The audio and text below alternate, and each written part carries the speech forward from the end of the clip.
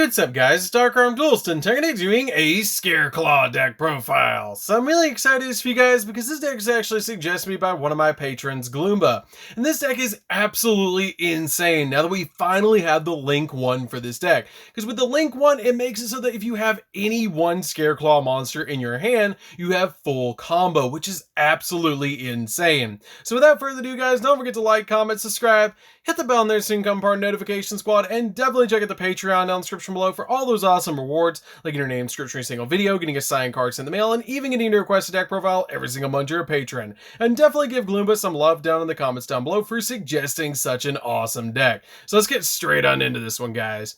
So first off, we're going to be playing 3 copies of Scareclaw Ride card. This card is a great 3-of that you always want to see in your hand or search it from the deck, because it has the ability, just like all of your other main deck Scareclaw monsters, that you can special summon this card from your hand to your main monster zone adjacent to another Scareclaw monster that you control, or in its column, which is a really cool effect to be able to just instantly get this card out on your side of the field. And if this card is normal or special summon, you can add a Scareclaw spell or trap from your deck to your hand. Then if there are 3 or more defense solution monsters are on the field, then you can also draw a card, which gets you a +1 off this card's summon, which is absolutely insane. This card is really good because you can search out for your copy of Scareclaw Arrival, which is basically a copy of a Monster Reborn to help you go full combo, which you guys will see during the test hands.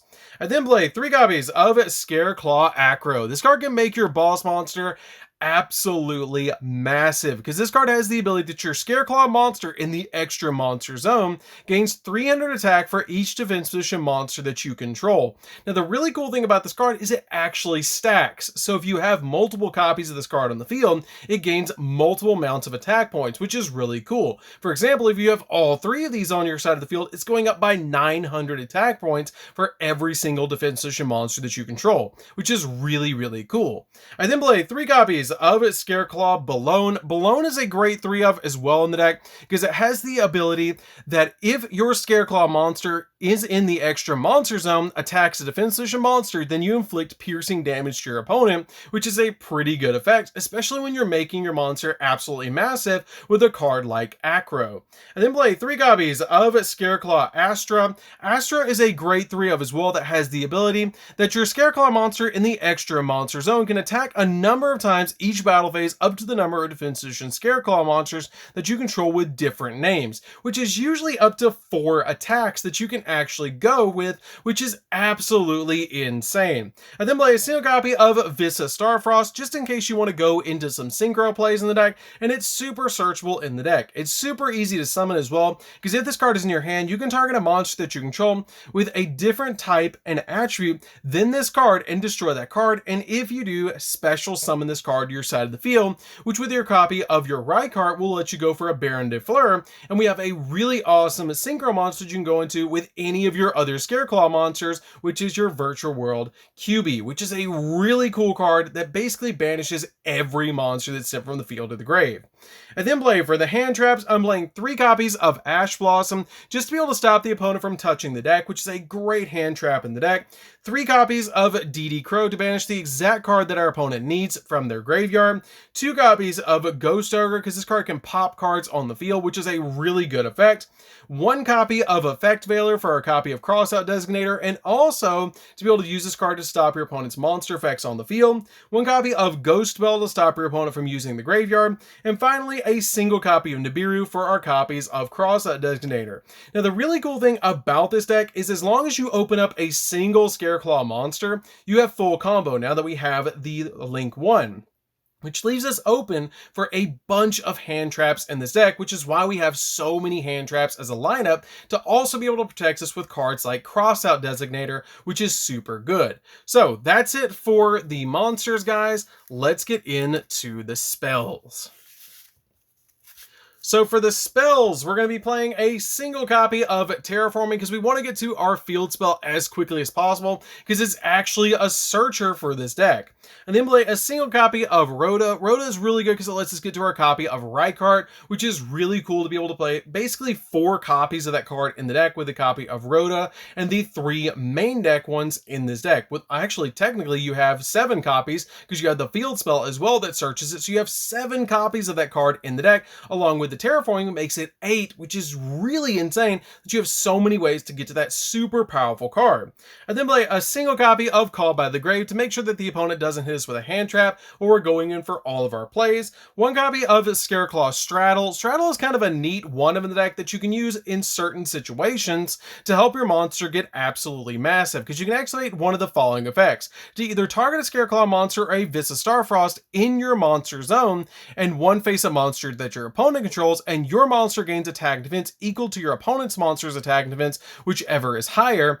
Or when a card or effect that is activated that targets a Scareclaw monster or a Vista Starfrost that you control, you can negate that effect. And you can only activate 1 effect of this card per turn. This card is really good as a protection card and to help you get over some really powerful monsters.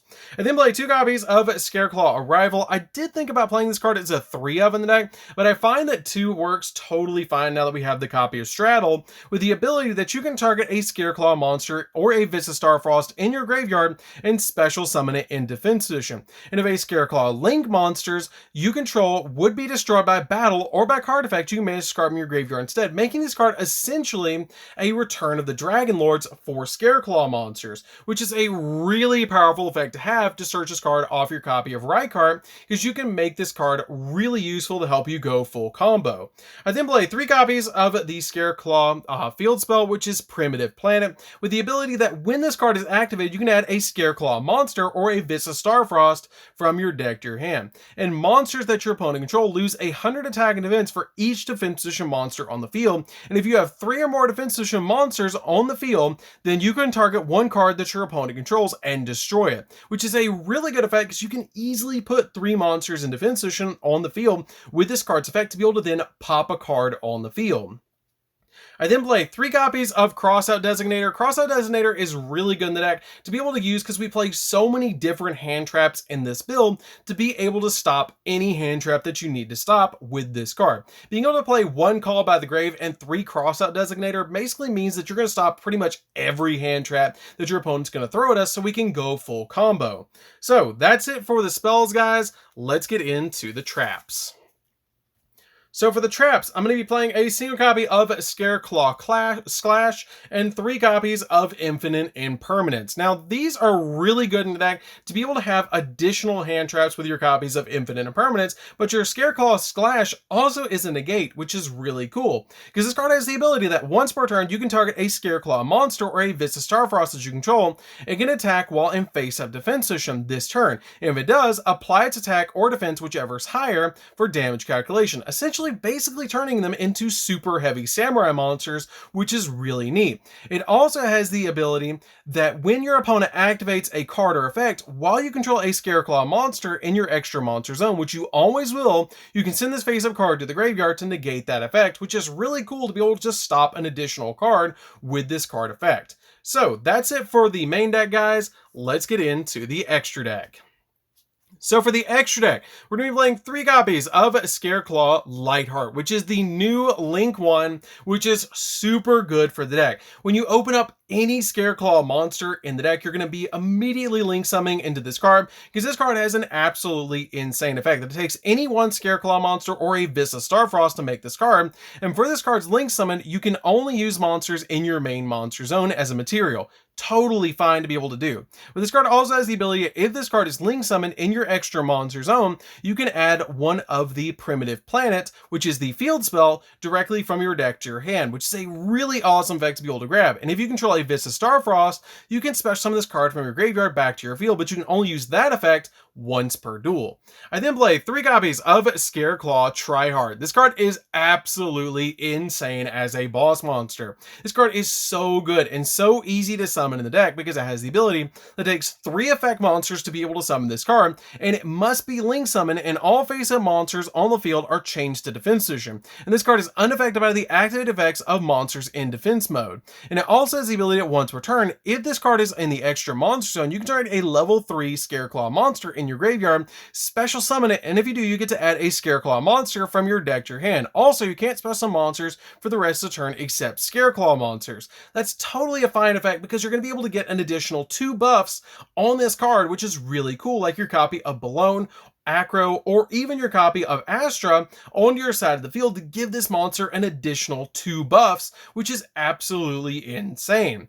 I then play a single copy of Access Code Talker just to give us additional pops in the deck, which is really good for the deck. You don't have to play this card because usually you're just stepping into your copy of Tryhard, but it is another option to be able to go in for game.